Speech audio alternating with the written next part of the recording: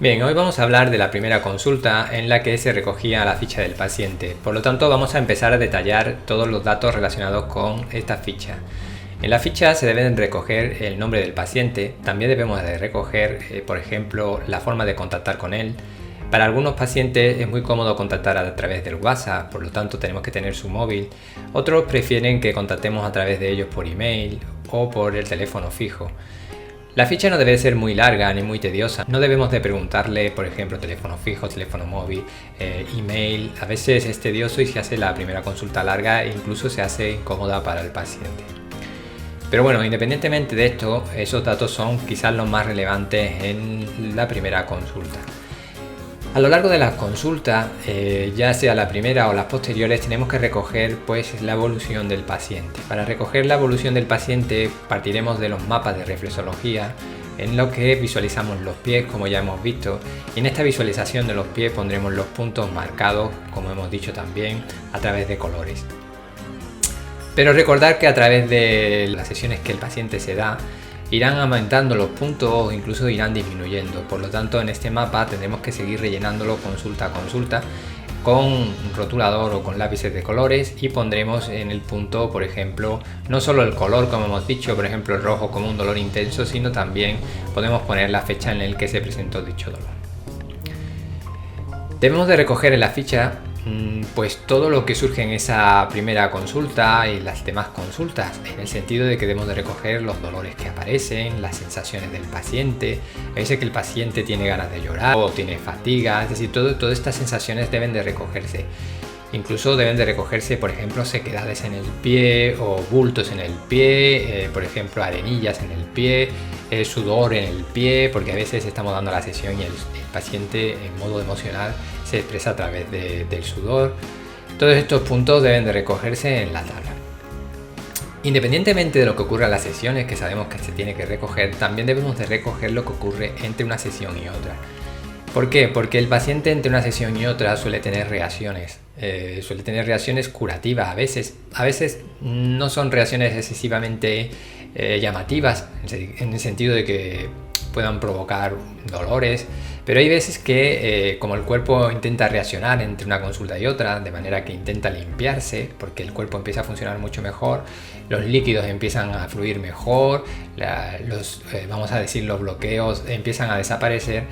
Y bueno, pues el cuerpo empieza con un sistema de limpieza en el cual pues a lo mejor se elimina más orina, o bien se intensifica a veces el dolor, o bien en este caso pues se mejora instantáneamente.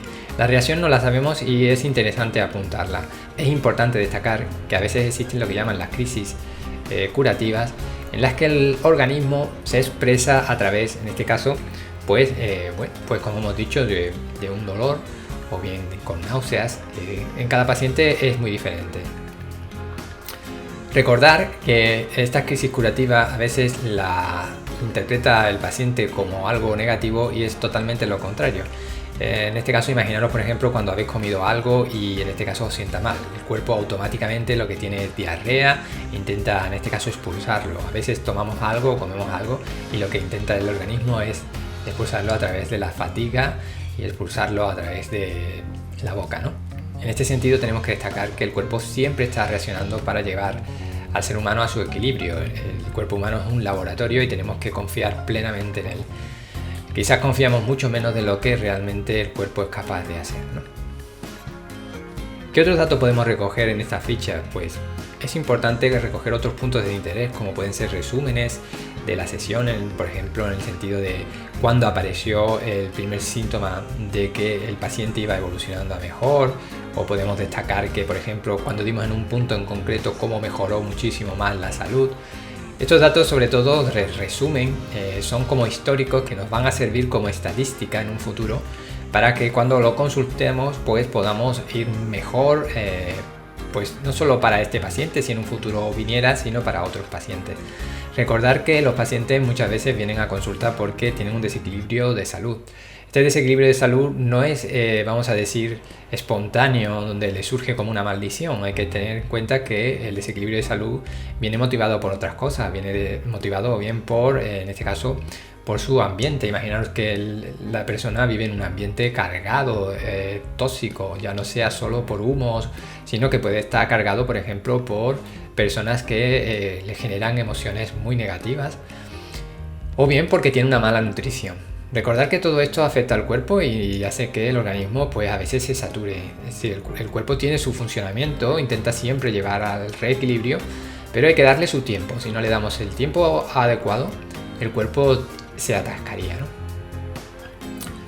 Ese es el motivo entonces en el que tenemos que cuidar muchísimo al cuerpo, escucharlo, que no estamos acostumbrados a escucharlo y debemos de aprender a escucharlo y a saber que el cuerpo tiene una inteligencia interna. De hecho, hemos sido fabricados con esa inteligencia interna y que siempre nos va a intentar llevar al equilibrio de la salud. Bueno, aparte de esto, yo quiero destacar dos puntos importantes. Primero, sobre todo cuando estamos dando, bueno, como hemos dicho siempre, las caminatas, ¿no? Y encontramos un punto, imaginaros que encontramos un punto doloroso en el pie, imaginaros que es el riñón. En este caso, nunca debemos decirle al paciente, tienes un problema en el riñón. Cuidado, sabemos que el riñón forma parte de un sistema y el desequilibrio en el riñón puede estar ocasionado por muchas cosas. Imaginaros, por ejemplo, que llevamos una dieta que contenga mucho ácido úrico y que en este caso, pues, el riñón para depurar, para expulsar esos ácidos úricos, necesita por lo tanto un tiempo. Si nosotros lo saturamos, el funcionamiento del riñón puede, en concreto, en un momento dado, puede funcionar con mayor aceleración, pero llega un momento que se cansa y al cansarse, pues deja de funcionar en su correcto funcionamiento, produciendo entonces cualquier sintomatología que no siempre es específica del sitio, sino que puede ser específica de otro elemento. Eso significa, por tanto, que nunca debemos decir esto al paciente, puesto que esta información el paciente la va a asociar con que tiene un problema potente en el riñón. Esto hará que se asuste, hará que su organismo se tense, hará que sienta miedo y esto pues afectará fundamentalmente al sistema inmunológico y a otros sistemas. Por lo tanto, esta información incluso puede ser negativa para el paciente. Debemos de acompañar al paciente siempre en que cada vez se sienta mejor y la información que debemos darle es siempre positiva, nunca negativa, es decir, una información constructiva y de conciencia. Cuando hablamos de conciencia es que siempre es importante que el paciente se vaya dando cuenta de las cosas. No debemos de decir tienes que hacer ejercicio, tienes que comer sano, eso agobiaría, sino que tenemos que decirle los beneficios que se obtienen a través de estos elementos que podemos introducir en nuestra vida. Es decir, podemos hablar, por ejemplo, cómo una dieta saludable hace que en este caso el organismo funcione mejor. Pues, ¿por qué? Porque en este caso los órganos trabajan menos, tienen que depurar menos, entonces el organismo tiene más energía para utilizarse para otras cosas. Recordar esto y es un punto importante, creo, para todas las disciplinas, ya no solo las naturales, sino para las no naturales, en el que el paciente tiene que sentir confianza, tiene que sentir seguridad, que en principio no debe de venir por parte del terapeuta. El paciente debe tener él mismo su seguridad, pero muchas veces el paciente pone la seguridad en la persona que lo está tratando. Bien. Finalmente, dicho esto, pues hablar sobre todo también que todo lo que se diga con el paciente en la consulta no debe salir de la consulta, es un secreto sumarial, como podríamos decir, salvo que el paciente dé permiso porque quieras escribir un libro o quieras que esa información le pueda servir a otro paciente.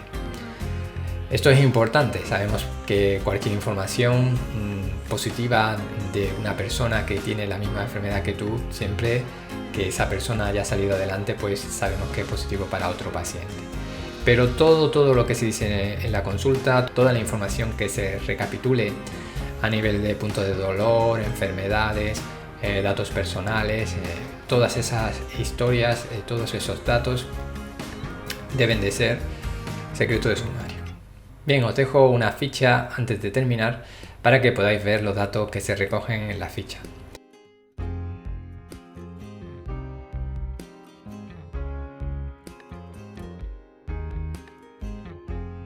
Estas fichas deben de ser personalizadas por ustedes para que os sentáis cómodos a la hora de rellenarla, y no solo eso, sino que veáis que a la hora de hacerlas a los pacientes les resulta cómodo pues decirnos los datos, puesto que hay veces que ciertas fichas son excesivas y hacen que el paciente no se sienta cómodo. Así que muchas gracias y hasta otro día.